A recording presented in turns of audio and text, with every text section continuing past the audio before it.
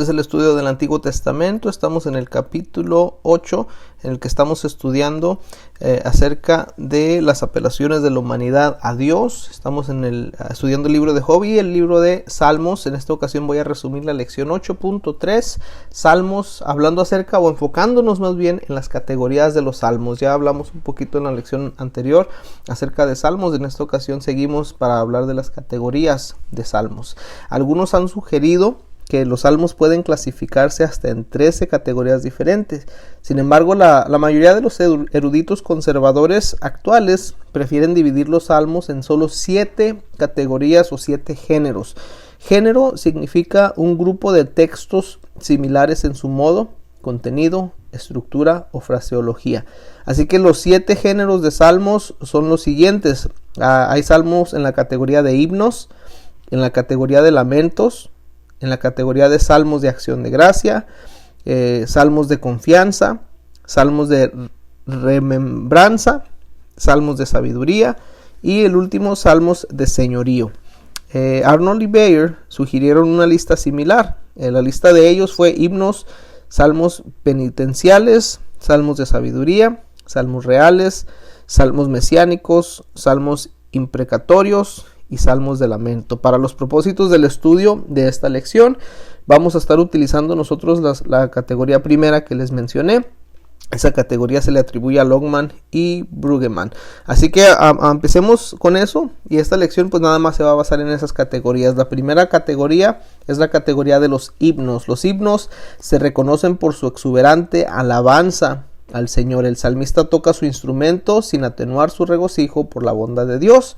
Su alabanza es exuberante porque el salmista está muy consciente de la presencia de Dios. Un ejemplo de un salmo dentro de la categoría de himnos sería el Salmo 113. Ese salmo empieza diciendo: alabad, siervos de Jehová, alabad el nombre de Jehová. Siguiente categoría son los salmos de lamento. Los lamentos claman a Dios por ayuda divina en la injusticia de las circunstancias, en las tribulaciones y en las pruebas de la vida.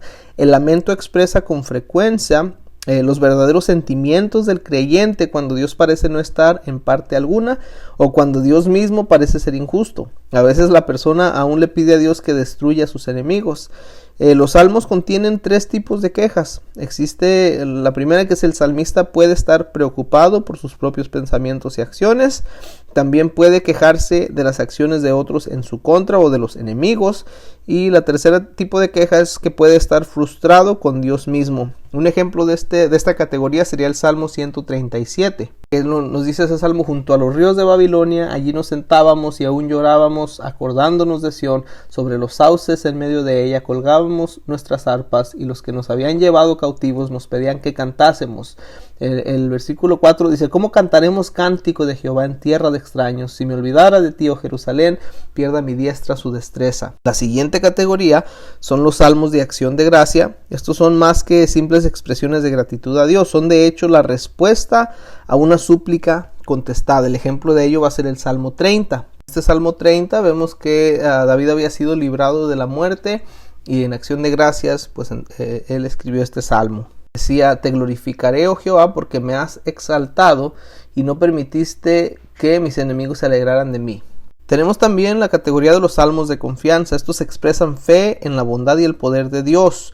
El ejemplo de ellos sería el Salmo 16, así como el Salmo 23. Salmo 23, creo que todos nos lo sabemos: Jehová es mi pastor, nada me faltará, y continúa hablando acerca de la fe en la bondad y el poder de Dios. La categoría son los salmos de remembranza. Estos expresan gratitud, agradecimiento por lo que Dios hizo en el pasado.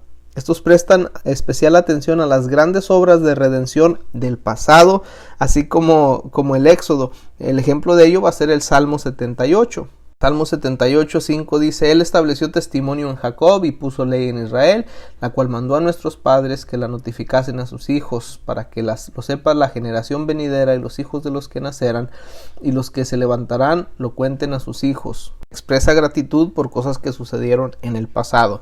El otro tipo de categoría son los salmos de sabiduría. Estos dan énfasis a un contraste entre las formas de vida del justo y las del impío. Se contrasta las formas del justo y las formas del impío y también las consecuencias de ellos. El Salmo 1 y el Salmo 37 son los ejemplos de ellos. Por ejemplo, el Salmo 1 comienza hablando de que es bienaventurado el varón que no anduvo en consejo de malos, va a ser como un árbol plantado junto a corrientes de aguas, y luego contrasta en el versículo 4, no así los malos que son como el tamo que arrebata el viento, y continúa hablando de eso. Y la última categoría que se estudia en esta lección son los salmos de señorío. Estos pueden ser divididos en dos categorías: los que tratan del señorío humano y los que presentan a Dios como el rey sobre todo. Los salmos de señorío divino exaltan el reino de Dios, es decir, ellos afirman el reino y soberanía de Dios. Un ejemplo de ello es el Salmo 47. Y bueno, para cerrar esta parte de las categorías, como se ve en los diferentes géneros, los salmos dan énfasis a diversos temas teológicos. No obstante, el impulso teológico sobrecogedor que predomina en el libro de los salmos es su centralidad en Dios. Esto se refleja en el hecho de que los salmos son lamentos, oraciones y también canciones elaborados por humanos bajo la inspiración divina, pero dirigidos específicamente hacia Dios. Los salmos son una gran herramienta para ayudar a los creyentes a involucrarse en la adoración centrada a Dios.